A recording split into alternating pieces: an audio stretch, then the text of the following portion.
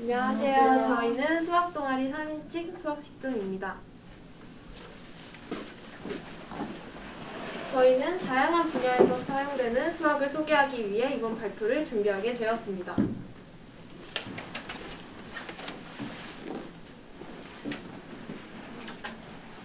저희는 다음과 같은 순서대로 발표를 진행하도록 하겠습니다. 여러분의 핸드폰, 컴퓨터와 같은 전자기기에 사용되는 반도체 역시 수학이 사용되고 있다는 사실을 알고 계셨나요? 현재 반도체는 대부분의 산업에서 필수적으로 사용되는 핵심 부품으로서 산업의 쌀이라고 불리며 오늘날의 산업시대의 반도체의 높은 위상을 보여주고 있습니다. 핸드폰과 컴퓨터와 같은 전자기기에 필수적으로 사용되는 반도체 칩은 미세한 회로 패턴을 겹겹이 쌓아올려 만든 것으로 배선이 확선되지 않도록 보호막을 만들게 되며 이 막은 산화 공정을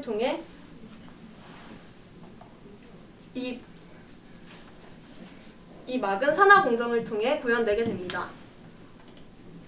산화 공정은 산화 공급 방식에 따라 건식 산화와 습식 산화로 나뉘게 되며 수학적 식을 이용해 어떤 산화 방식을 선택할 것인가를 결정할 수 있습니다. 미분 방정식을 통해 SiO2의 산화막의 성장 속도를 계산할 경우 건식 산화는 2.2 곱하기 10의 22제곱, 습식 산화는 4.2 곱하기 10의 22제곱으로 습식 산화가 건식 산화보다 산화 속도가 빠른 것을 알 수 있습니다. 즉, 얇고 중요한 막을 형성할 때는 건식 산화를, 그 외의 경우 습식 산화를 이용하면 되는 것이죠. 이처럼 전자 분야에서 어떤 산화 방식을 선택할 것인가를 결정하기 위한 수단으로서 수단을 사용하기도 합니다.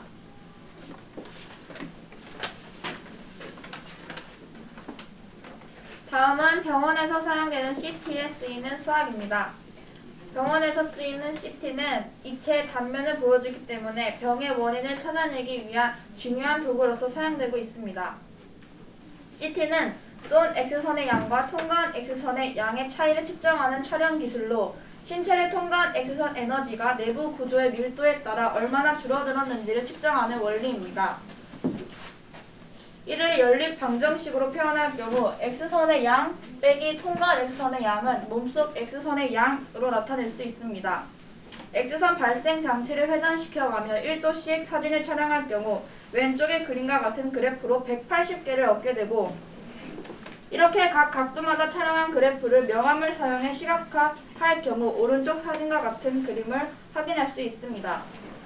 이처럼 한 방향에서 X선을 투과시킬 때마다 신체의 각 부분을 미지수로 하는 방정식을 얻을 수 있기 때문에 여러 방향에서 X선을 투과시켜 이를 컴퓨터를 거쳐 풀이할 경우 각 부분의 X선 흡수량을 알아낼 수 있게 되는 것입니다.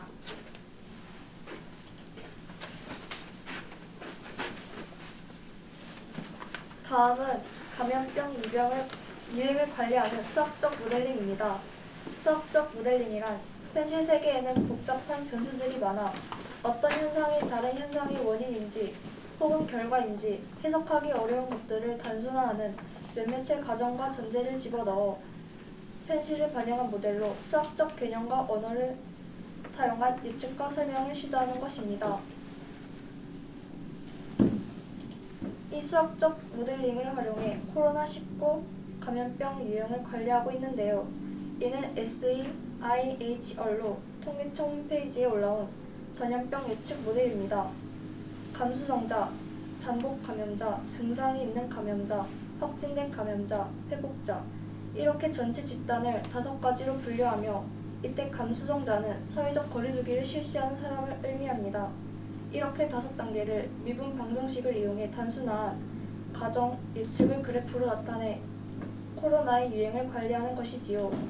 현재 우리의 일상에 가장 큰 영향을 미치는 코로나 역시 수학과 연관성이 있다는 사실 정말 놀랍지 않나요? 다음은 DNA와 경우의 수입니다. 생물체들은 자신의 유전 정보를 DNA로 보관하고 있습니다. DNA는 인상, 당, 염기로 구성된 뉴클레오타이드 사슬 2개가 나란하게 꼬여있는 이중나선으로 이루어져 있으며 뉴클레오타이드는 결합되어 있는 염기에 의해 종류가 나뉘고 아데닌, 구아닌, 시토신, 티민으로 네 가지 염기가 존재하며 이 네 가지 염기들의 배열된 순서에 의해 유전 정보가 암호화됩니다. 즉, 염기의 순서에 의해 어떤 머리색인지, 쌍꺼풀이 있는지, 혀가 동그랗게 말리는지 등의 특징이 정해지는 것이죠. DNA는 특정 염기서열 3개가 하나의 아미노선에 지정하며 이를 트리플렛 코드라고 합니다.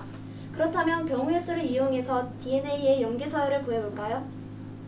트리플렛 코드에서는 첫 번째, 두 번째, 세 번째 모두 4가지 염기 중 하나가 올 수 있으므로 총 경우의 수는 4 곱하기 4 곱하기 4로 64개가 됩니다. 이렇게 경우의 수를 이용해 생명체를 구성하는 DNA가 완성되는 것입니다.